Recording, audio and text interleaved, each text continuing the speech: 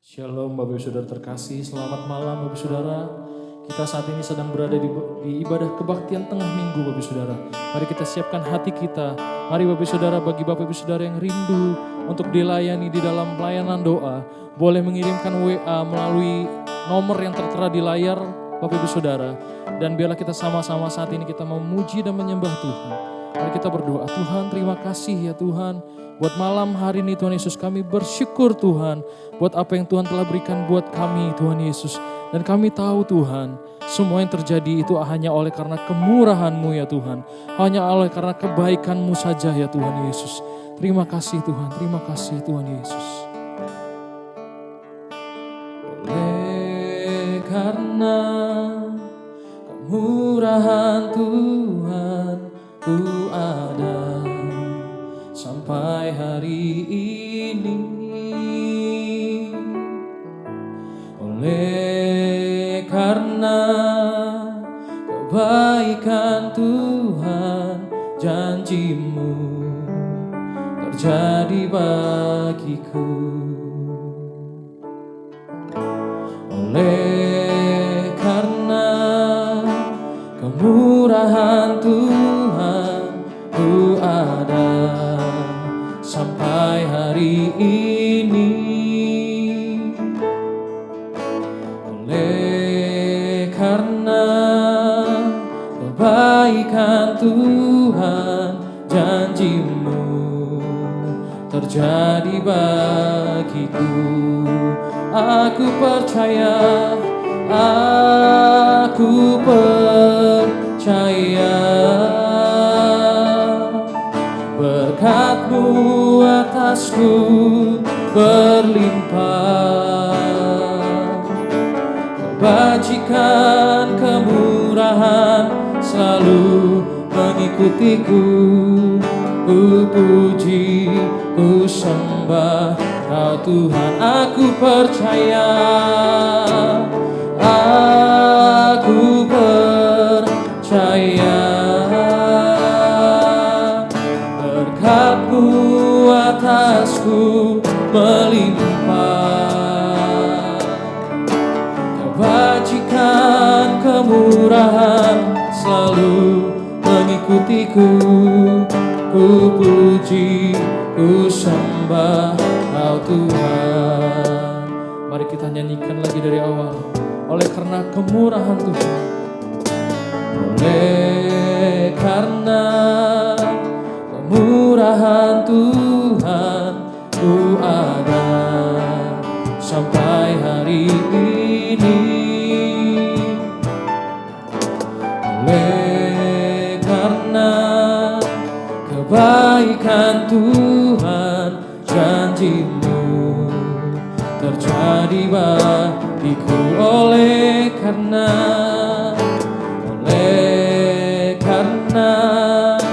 kemurahan Tuhan, ku ada sampai hari ini. Terima kasih Tuhan. Oleh karena kebaikan Tuhan, janji-Mu terjadi bagiku. Aku percaya, aku percaya, berkat-Mu atasku melimpah, kebajikan kemurahan selalu mengikutiku. Ku puji, ku sembah Kau Tuhan. Aku percaya, aku percaya, berkat-Mu atasku melimpah, kebajikan kemurahan selalu mengikutiku.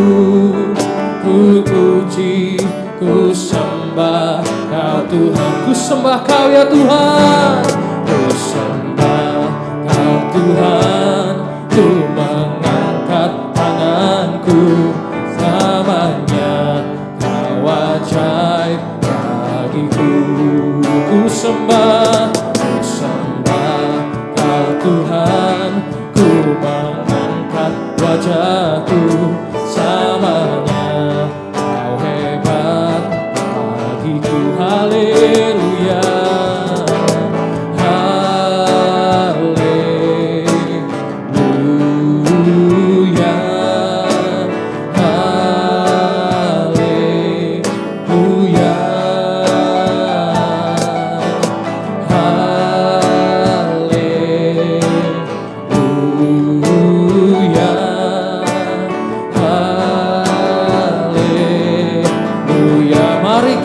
sembah Dia.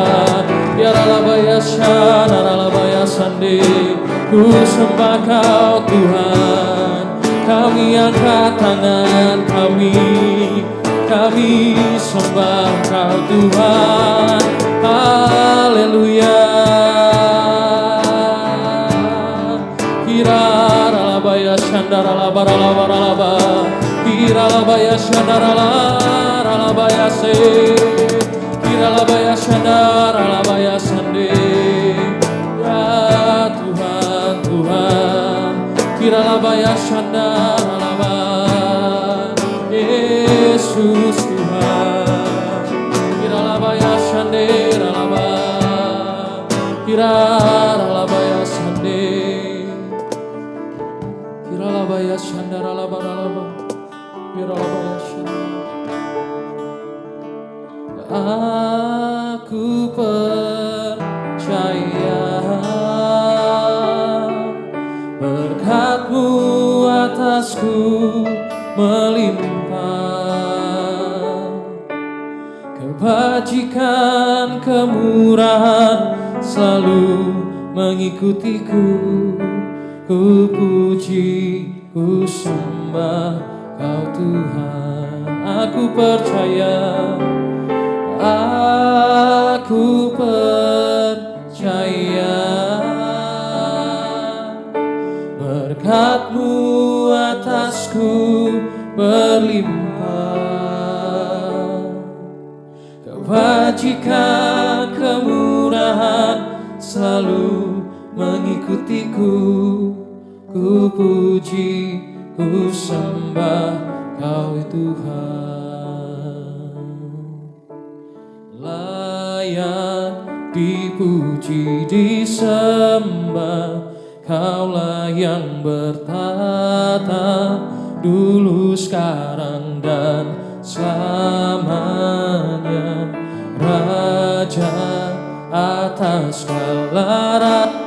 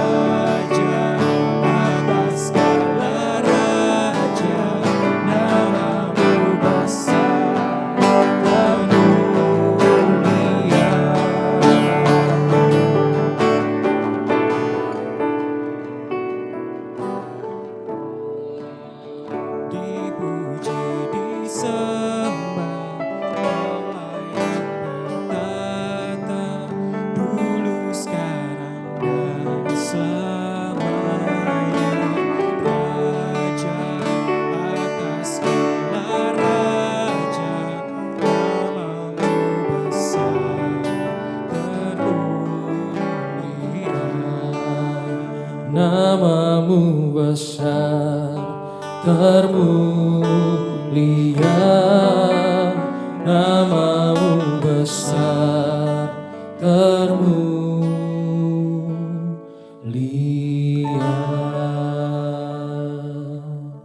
Terima kasih Tuhan, terima kasih. Kalau kami saat hari ini, kami siap, kami bersepakat, kami bersatu hati untuk mendengar firman-Mu ya Tuhan.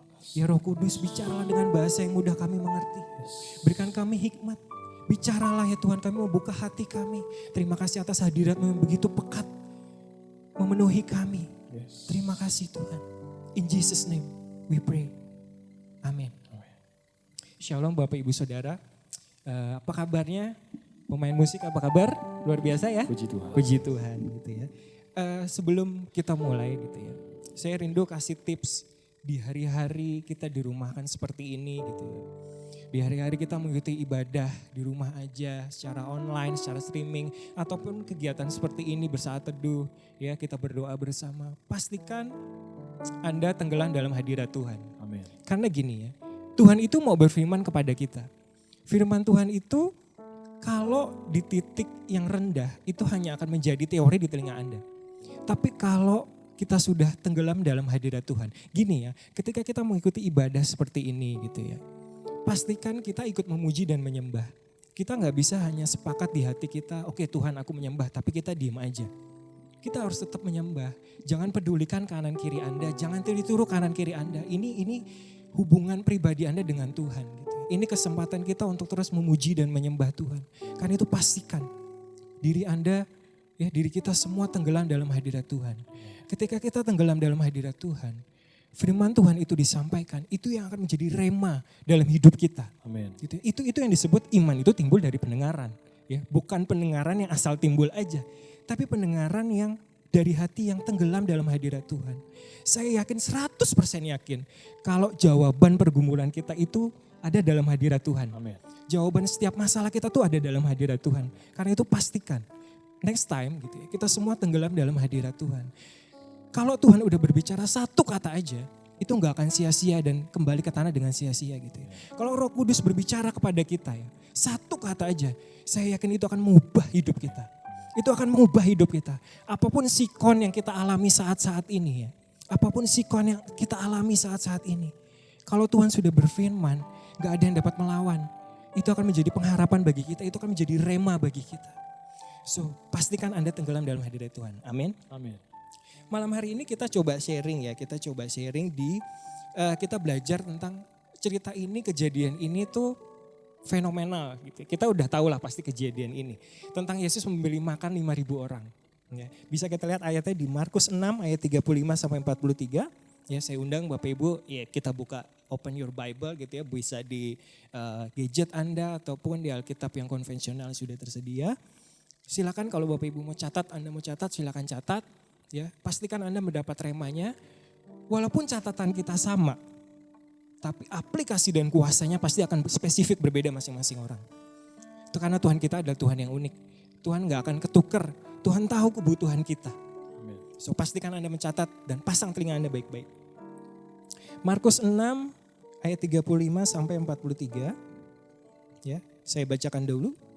Markus 6 ayat 35. Pada waktu hari sudah mulai malam, datanglah murid-muridnya kepadanya dan berkata, tempat ini sunyi dan hari sudah mulai malam. Kita tahu dari ayat ini kejadiannya berlangsung pada malam hari, in the evening gitu ya. Kalau saya boleh tarik secara profetik, ayat ini berbicara di mana ada kegelapan. Itu ada kesempatan kita untuk mencari wajah Tuhan. Asalkan kita benar-benar masuk lebih dalam lagi dalam hadirat Tuhan. Gini ya, ketika kita bersungguh-sungguh mencari wajah Tuhan, kita gak akan hanya menemukan wajahnya. Tapi kita akan menemukan uluran tangan Tuhan. Karena itu pastikan kita semua mencari wajah Tuhan. Karena gini, kesulitan manusia itu ketika kita mengalami pergumulan atau masalah, ya belum apa-apa kita udah WO duluan gitu ya. Belum apa-apa kita udah nyerah. Ya, kesulitan manusia itu ketika menghadapi masalah kita lari dari hadirat Tuhan. Kita mencari jawabannya di luar sana. Kita udah berpikir Tuhan gak sanggup, Tuhan gak mau. Bahkan mungkin Tuhan gak mendengar doa-doa kita. Itu kesulitan kita gitu sebagai manusia. Itu salah. Justru dalam masalah-masalah itu kesempatan kita untuk cari wajah Tuhan. Karena itu janjinya ketika kita menemukan wajah Tuhan, kita juga akan menemukan uluran tangan Tuhan. Asalkan kita jangan lari dari hadirat Tuhan. Ya. Jangan karena Allah belum menjawab doa kita, jangan karena Allah belum berbuat apa-apa, jangan cepat-cepat hakimi dulu. Ya, kita jangan kalah dengan situasi kita, dengan sikon kita saat ini gitu ya. Karena gini, banyak orang di luar sana yang pakai iman-iman aja tapi gak bertanggung jawab. Do nothing gitu, hanya memakai iman-iman aja. Jangan orang-orang seperti itu kita contoh dan membuat kita merasa bersalah memakai iman. Bukankah di masa-masa seperti ini, ya satu-satunya jalan adalah iman kepada Tuhan? Dengan cara apa? Terus masuk lebih dalam lagi dalam hadirat Tuhan. Jangan pernah lari dari hadirat Tuhan. Ketika kita melihat masalah di sekeliling kita, gitu ya. Kita merasakan pergumulan dalam hidup kita. Mungkin itu adalah waktu yang terbaik untuk Tuhan menunjukkan mujizatnya kepada kita. Seorang hamba Tuhan pernah berkata seperti ini ya. Ketika kita sampai di ujung tombak kita, resource kita sebagai manusia, itu adalah waktu yang terbaik, itu adalah tempat yang terbaik untuk Tuhan menunjukkan kuasanya kepada kita. Untuk Tuhan menunjukkan mujizatnya kepada kita. So, hikmatnya adalah jangan pernah lari dari hadirat Tuhan. Terus dalam hadirat Tuhan. Kita lanjut di Markus 6 ayat 36. Suruhlah mereka pergi, kata murid-murid. Supaya mereka dapat membeli makanan di desa-desa dan di kampung-kampung di sekitar ini. Ini kita lihat bahwa murid-murid itu kalap gitu ya, murid-murid itu panik. Gimana caranya kita bisa kasih makan 5.000 orang laki-laki? Hanya laki-laki, belum perempuan dan anak-anak, bisa puluhan ribu kali. Ya, murid-murid panik, tapi mereka lupa. Mereka lagi bicara sama siapa di situ? Mereka lagi bicara sama Tuhan Yesus. Kalau kita lihat ayat di 37-nya, ya, tetapi jawabnya, kamu harus memberi mereka makan. Kata mereka kepadanya, jadi haruskah kami membeli roti seharga 200 dinar untuk memberi mereka makan? Ya. Ini sebetulnya ayat 36 dan ayat 37 itu sebagai introspeksi buat kita gitu ya. Kalau selama ini di hari-hari ini kita banyak mungkin yang bosi atau kita banyak nyuruh orang melakukan ini itu tapi kita sendiri belum tentu mau melakukan itu gitu ya. Ini introspeksi bagi kita. Kita harus tulus, luar dalam itu harus sama. Orang salah sekalipun hatinya tulus itu masih ada harapan ditolong Tuhan. Tapi sekalipun orang nyari sempurna, kalau dia nggak tulus rasanya sulit untuk mendapatkan pertolongan. Gitu ya. Loh, ini gimana caranya gitu ya? Ini gimana caranya? Kamu murid-murid nyuruh orang-orang itu pergi dengan perut hampa, dengan perut kelaparan. Loh, tapi kamu sendiri gak mau kalau diperlakukan seperti itu. Makanya Tuhan Yesus menjawab, kamu harus memberi mereka makan. Ya, itu sebetulnya menjadi inspirasi bagi kita gitu ya. Jangan pernah kita suruh-suruh orang lain melakukan apa-apa yang kita sendiri tuh gak mau untuk melakukan. Kita harus tulus gitu, luar dalam harus sama. Hari-hari ini di masa kita dirumahkan gitu ya, itu merupakan ujian dari Tuhan untuk kita gitu. Kita diuji di taraf yang paling rendah. Di mana setiap hari kita bertemu dengan orang yang sama. Setiap hari kita bercengkrama dengan orang yang sama. Gitu ya, kita harus tulus. Harus apa adanya di hadapan Tuhan. Jangan kita punya double standar atau standar ganda. Gitu. Luar dalam tuh harus sama. Gitu ya. Ketika kita sudah punya hati yang tulus, melakukan apapun itu harus tulus, maka Anda akan lihat ya, apapun yang Anda jamah akan dilipat gandakan oleh Tuhan. Amin. Gitu ya. Terus pegang kunci ini gitu ya, pegang prinsip ini. Jangan pernah kita melakukan atau jangan pernah kita menyuruh orang-orang untuk melakukan apa saja yang kita sendiri pun gak mau untuk melakukan. Gitu. So, kita lihat lagi hikmat berikutnya di ayat 38. Tetapi ia berkata kepada mereka, murid-murid berkata kepada Tuhan. Berapa banyak roti, tetapi Tuhan Yesus berkata kepada murid-murid. Berapa banyak roti yang ada padamu? Cobalah periksa. Sesudah memeriksanya mereka berkata 5 roti dan 2 ikan. Kalau kita ingat yang barusan gitu ya. Murid-murid awalnya menyuruh, Tuhan suruhlah mereka pergi. Kita gak punya apa-apa Tuhan. Gitu ya. Tapi Tuhan bilang, kamu harus memberi mereka makan. Loh gimana kamu sendiri kok gak mau diperlakukan seperti itu gitu ya. Kamu sendiri pun gak mau aku suruh pergi dengan perut hampa. Kok kamu nyuruh orang kayak gitu? Ya terus kata murid-murid kita harus kasih apa Tuhan? Kita gak punya apa-apa. Mungkin murid-murid gengsi gitu ya. Sekalipun ada yang kaya di kejadian itu gitu ya. Saya yakin mungkin kekayaannya gak akan cukup untuk memberi makan 5.000 orang hanya laki-laki. Belum perempuan dan anak-anak puluhan ribu kali. Sekalipun yang kaya mungkin akan berkata berapa banyak uang yang harus kita keluarkan untuk memberi mereka makan. So Tuhan tanya apa yang ada padamu? Apa yang kamu punya? Tuhan berkata itu kepada murid-murid. Kami hanya punya 5 roti dan 2 ikan. Itu dia. Itu jawabannya. Bukankah Tuhan bertanya kepadamu? Bukankah Tuhan bertanya kepada kita saat ini? Apa yang masih kau miliki saat ini? Apa yang kau punya saat ini? Apa yang ada padamu? Hari-hari ini Roh Kudus bilang sama kita untuk renungkan, kita bisa renungkan bersama-sama. Jangan kita selalu fokus menyesali apa yang hilang di masa lalu, atau apa yang lenyap di saat ini, atau yang terus kita ingini di masa yang akan datang. Gitu. Selalu periksa, selalu renungkan apa yang ada di tangan apa yang di tangan Anda. Kelola itu dulu, selalu kelola itu dulu. Karena ketika kita sudah dengan baik mengolah apa yang ada di tangan kita, Tuhan akan melipat gandakan kok apa yang ada di tangan kita. Tuhan akan melipat gandakan, Tuhan akan memberkati Anda di luar teori Anda, di luar cara berpikir Anda. Karena Tuhan kita adalah Tuhan yang baik dan Dia akan mencukupi segala kebutuhan Anda. Gimana caranya? Ya, di saat ini, di masa-masa ini gajiku tinggal 50% katakanlah. Aku gak bisa berbuat apa-apa. Bahkan untuk memenuhi kebutuhan hidup sehari-hari aja susah. Yang seperti itu kita harus berubah. Kita mulai belajar untuk merubah prinsip kita, merubah mindset kita. Justru dengan gaji kita yang tinggal 50%, gitu ya, puji Tuhan masih ada 50%. Dengan ini akan menjadi something. Kalau kita sudah melakukan itu, kita punya pola pikir seperti itu. Tuhan akan menjamah apa yang ada di tangan Anda saat ini. Kalau Anda kelola baik-baik. Karena gini ya, kita itu selalu berpikir mengingini sesuatu yang belum kita miliki.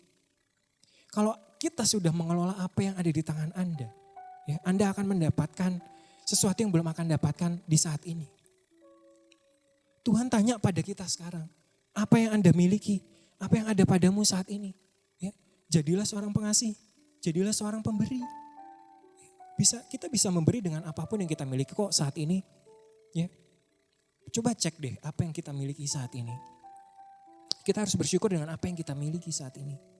Ya, karena ingat gak hikmat sebelumnya?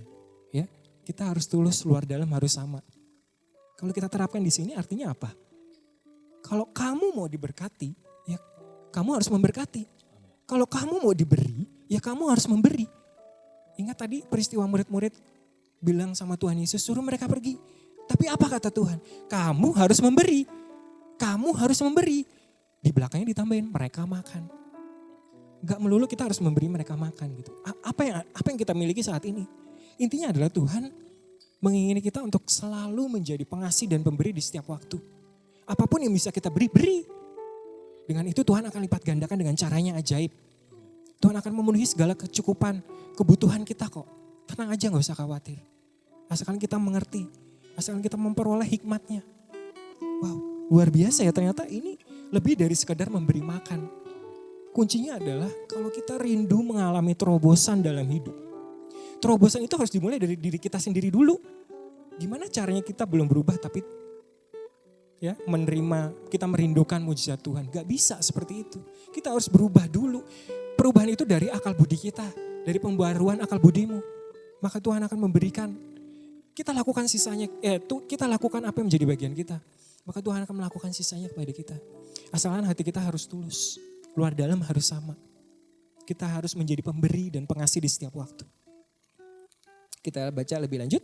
Di ayat 39. Lalu ia menyuruh orang-orang itu supaya, ayat 39. Lalu ia menyuruh orang-orang itu supaya semua duduk berkelompok-kelompok di atas rumput yang hijau. Garis bawahi di rumput yang hijau. Kenapa kok repot ya Tuhan nyuruh orang-orang itu suruh duduk di rumput yang hijau? Kenapa gak langsung duduk aja di tanah? Karena gini, selama kita belum merasakan, selama kita belum mendiami rumput yang diberikan kepada Tuhan itu hijau, selama kita belum menyadari bahwa rumput yang kita dirikan, rumput yang kita diami selama ini adalah hijau, kita tidak akan menerima mujizat pelipat gandaan. Mujizat pelipat gandaan itu hanya kita bisa terima dengan cara menengadah dan bersyukur. Gitu ya. Karena banyak peribahasa di orang dunia itu adalah rumput tetangga selalu lebih hijau daripada rumput kita gitu kan ya. Tapi enggak, dengan Tuhan itu rumputmu itu pasti selalu lebih hijau kalau kamu bersyukur. Dengan apa yang kamu miliki saat ini.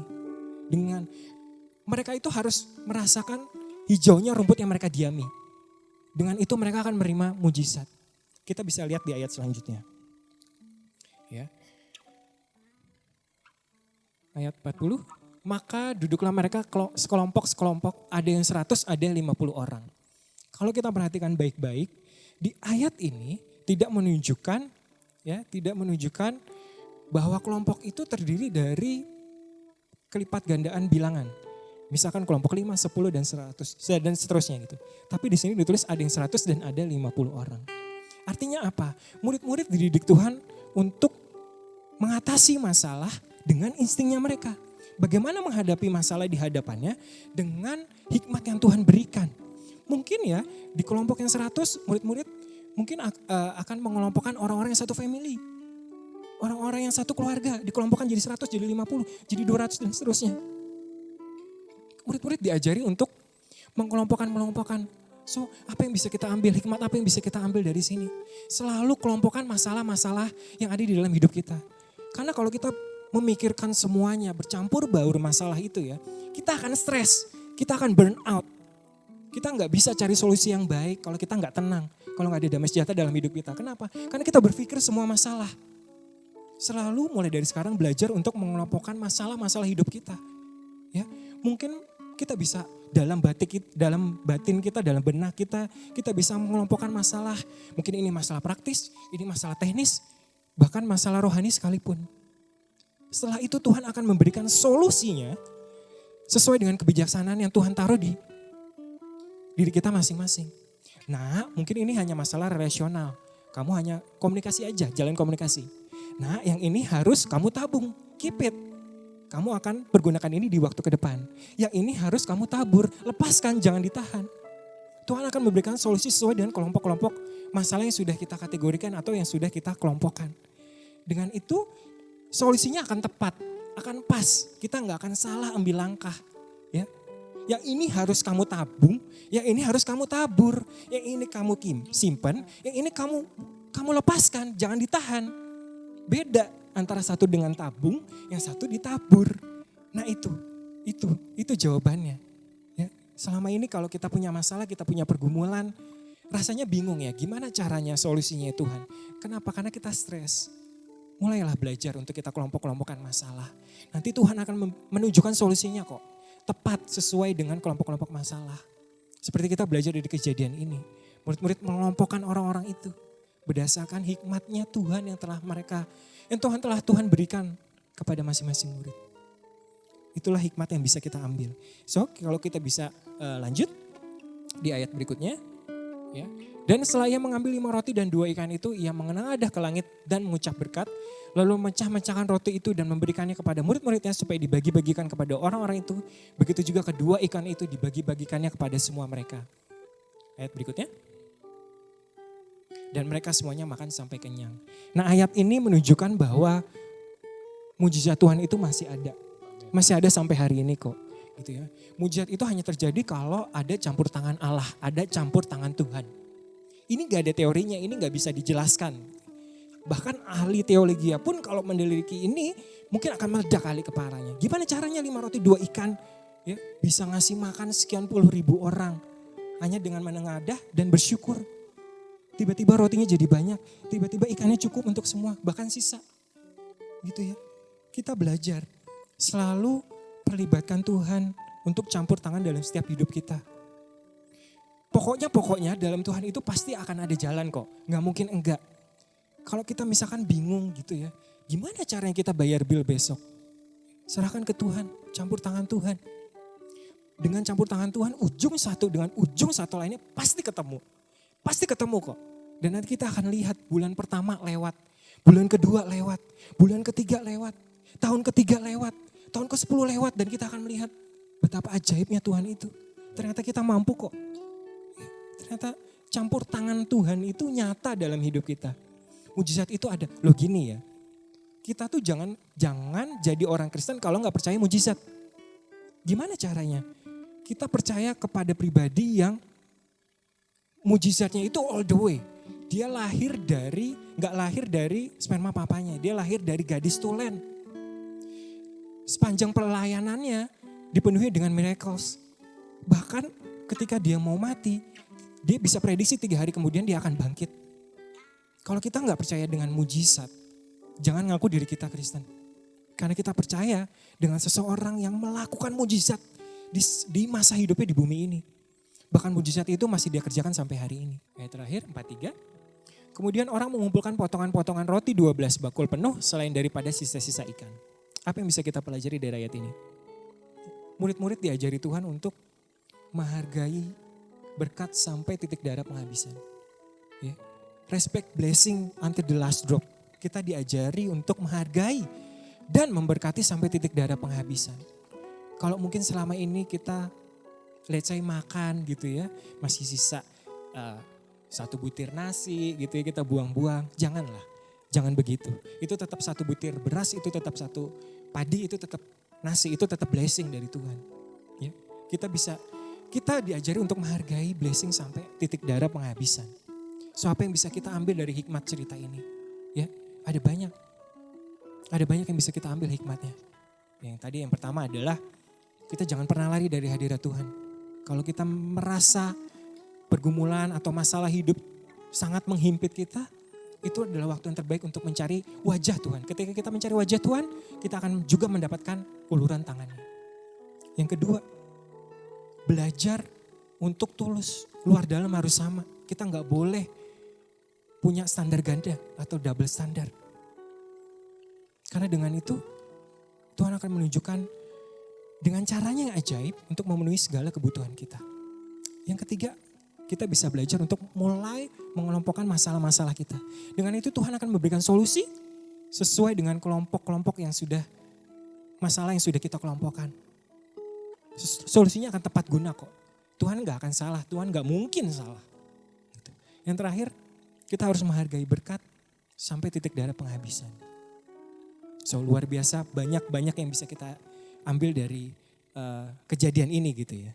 So keluar dari masa pandemi ini, keluar dari masa kesusahan dan kesukaran kita.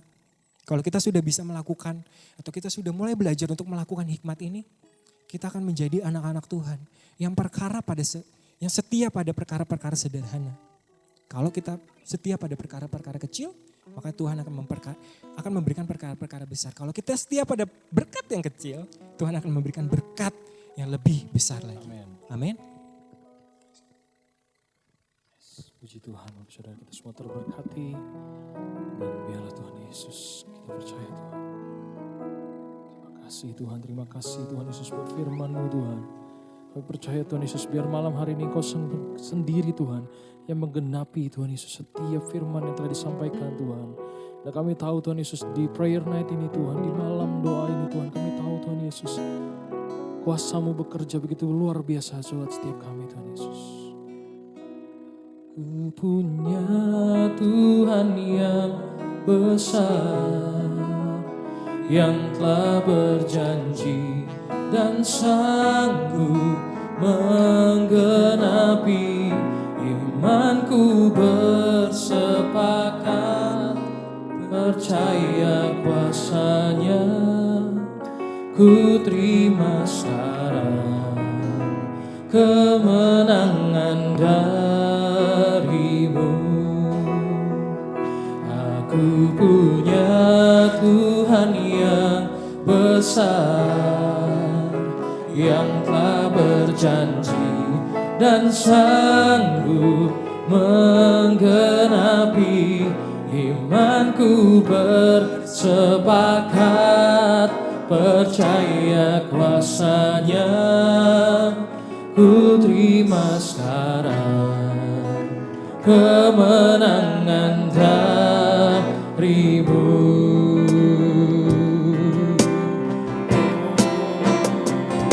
Aku punya Tuhan yang besar, yang telah berjanji dan sanggup menggenapi. Imanku bersepakat, percaya kuasa-Nya, ku terima sekarang kemenangan dari-Mu. Kami terima sekarang, ku terima sekarang kemenangan dari-Mu. Ku terima sekarang, ku terima sekarang kemenangan dari-Mu.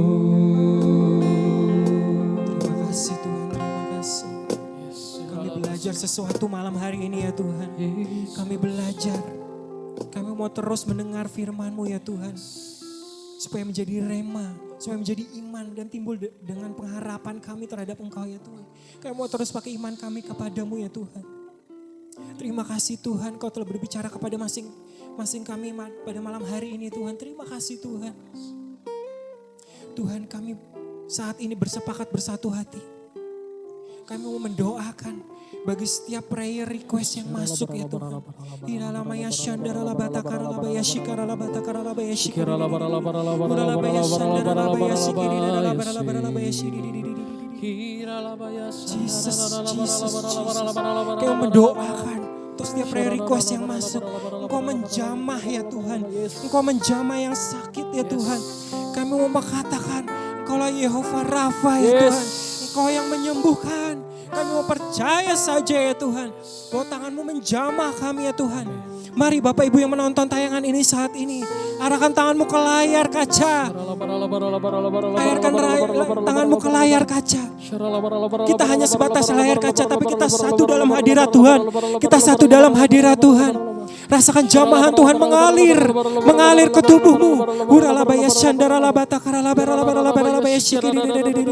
Roh Kudus masuk ke organ-organ tubuh yang sakit saat ini. Roh Kudus menjamah yang sakit saat ini.